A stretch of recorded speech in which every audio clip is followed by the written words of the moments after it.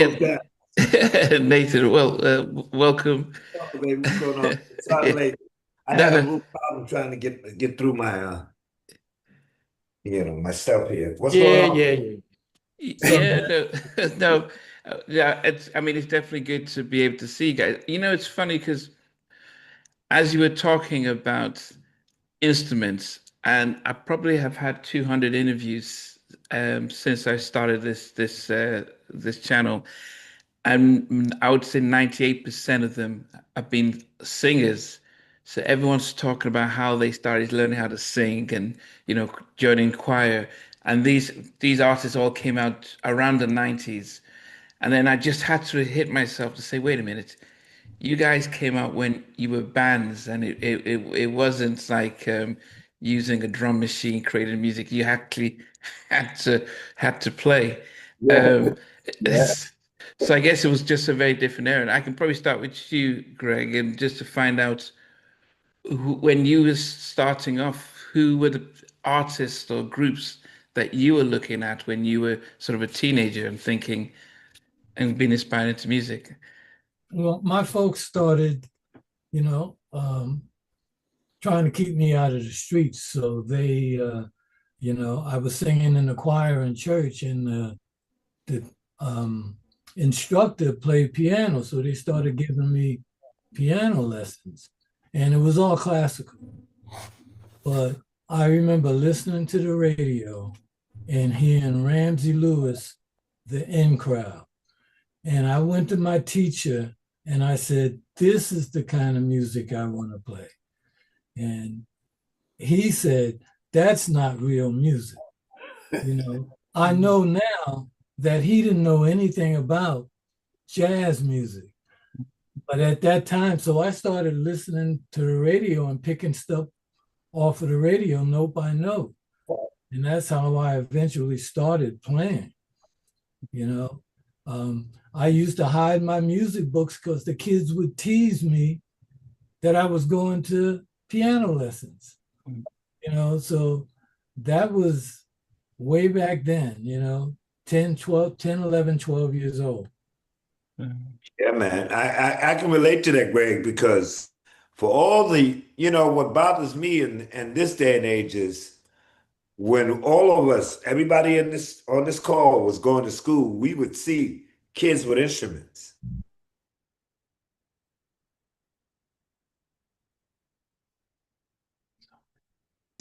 Especially with minorities, children played.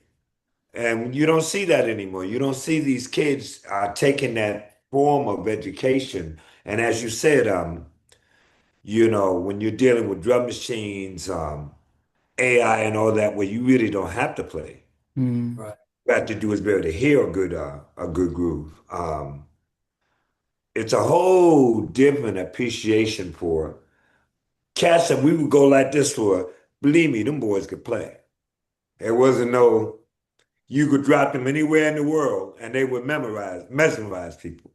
Mm. The same thing with us. When we started Cameo, we wanted that super band. We wanted that band full of dudes who were who could play, but they didn't realize that the journey was education. It's like martial arts. It's like the Wu-Tang Clan. You're Mm. always going to be learning something, in music. If you really are a player, every day is an education. Mm. So and that's what Cameo was. I mean, when you listen to our stuff and not to put shade on anybody else for that era. I was talking to somebody today about that. Maybe Earth, Wind, and Fire. Hold on, I'm on a phone call. Hold on.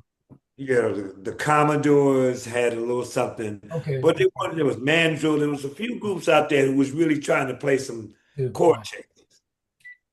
Everybody else was that same kind of groove that was known as R&B. But it's a wonderful thing, What we are now, there are the same chord changes. If you listen to, say, 10 or 20 of the top 40 hits and you listen to the chord changes, they're all similar or the exact same, just the lyrics have changed. It's almost like that creative side. And I remember the years and years and years ago when New York was the centerpiece of music. And my brother and I would never forget it. We were coming back from a show. We had done a tour and we hit New York. And the first thing we wanted to do was turn on WBLS. WPS. You know, and RVR. WBLS or WRVR. WRVR was the funk, what we call the funk jazz station of that time. And man, when we hit it, it was country western. And we looked at each other and said, "What?" Oh wow, they changed it up. They changed it up. Yeah, we got sold out. And that's when R&B kind of went like this, got pushed to the side, and rap and gangster rap and house music took over. As a matter of fact, I mean, still to this day, what young people you know of right now that's killing in the R&B sector? You know, it's funny that you said that, Arnett, because I was just I was listening to a lot of music in California. This young gentleman, my fiance's son, he was playing all kinds. He's 30, he's 29 years old, right? So he takes us to this club. Sterling takes us to a club, nothing but young kids. I mean, everybody was young. We were the old OGs in there. Actually, a dude and say, "Come on, OG," you know, and I got all of this. So we're listening to different music, and I'm so glad I do that, because if you're listening to just music that you hear on the radio, you're not going to know really what's going on in the world if you're hearing what's going on.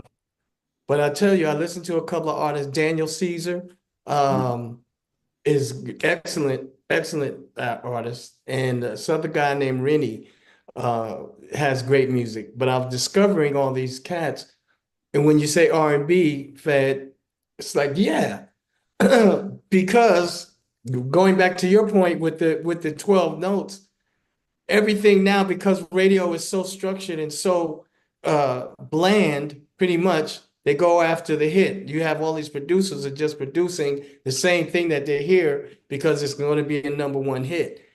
Creativity, originality, all that is not considered when it comes to top 10, top 5. And radio, you know, kind of like guided that a little bit too. You know, you got to fit into a certain kind of thing if you want to get played.